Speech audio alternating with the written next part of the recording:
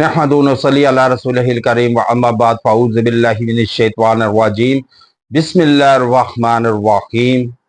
یاد رکھے، انسان پر جب تنگ دستی آتی ہے، مفلسی افلاس آتا ہے، تو انسان معاشی طور پر جب ڈاؤن ہوتا ہے تو پھر انسان کے زندگی پر گہرا اثر پڑتا ہے۔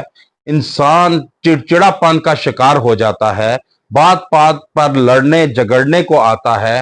پھر انسان کے سب سے پہلے جو ایفیکٹ ہوتا ہے وہ ازدواجی زندگی پر ہوتا ہے، کہ جب وہ بیوی بچوں سے الجھنا شروع کر دیتا ہے، پھر اس کا ہنستا بستا گھر اجڑنے کو پہنچ جاتا ہے، اور پھر انسان آہستہ آہستہ اپنوں سے کٹتا جاتا ہے، دور ہوتا جاتا ہے۔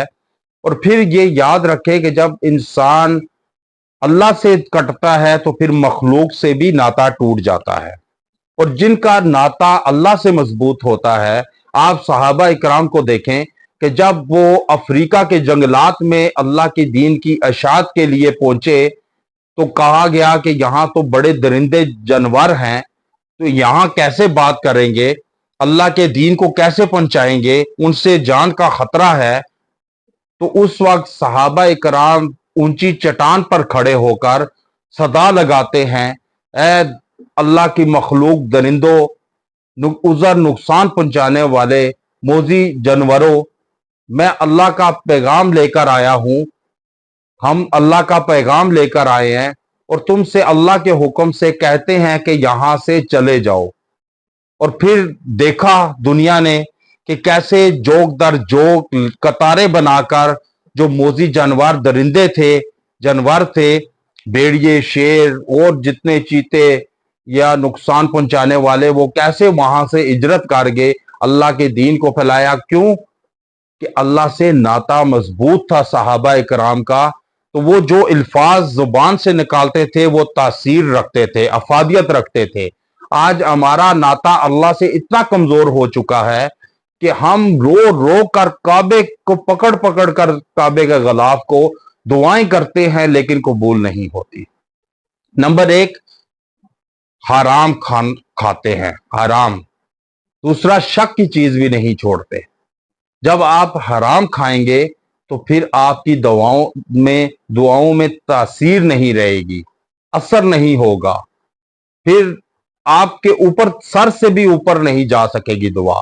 اس لیے اللہ سے ناتا اتنا مضبوط کریں کہ آپ دل میں تصور کریں، دماغ میں سوچیں تو اللہ قبول کر دے۔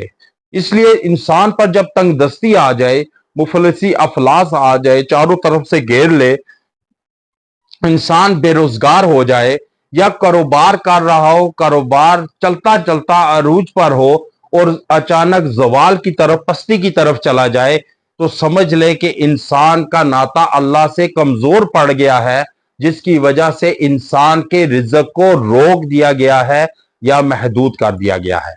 اب اللہ سے ناتا مضبوط کر کے آپ یہ قرآن کی یہ آیت، ایک چھوٹی سی آیت ہے، سورہ ضحیٰ کی 8 نمبر آیت ہے، کہ آپ اس کو ورد کریں، وظیفہ حیات بنائیں، انشاءاللہ تنگ دستی سے نکلیں گے، اور آپ کو اللہ غنی کر دے گا، اور رزق کی فراوانی بھی ہوگی، اور آپ کی خوشگوار زندگی بسر ہوگی جب معاشی طور پر مضبوط ہوں گے۔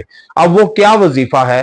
اول و آخر ایک ایک مرتبہ درود ابراہیمی کے ساتھ آپ نے پڑھنا، وَوَجَدَكَ عَائِلًا فَأَغْنَىٰ، یہ آپ نے 313 مرتبہ پڑھ کر اول و آخر ایک ایک مرتبہ درود ابراہیمی کے ساتھ دعا کرے، اللہ سے مانگے، انشاءاللہ اللہ، اور اس نے تجھے تنگ دست پایا تو غنی کر دیا۔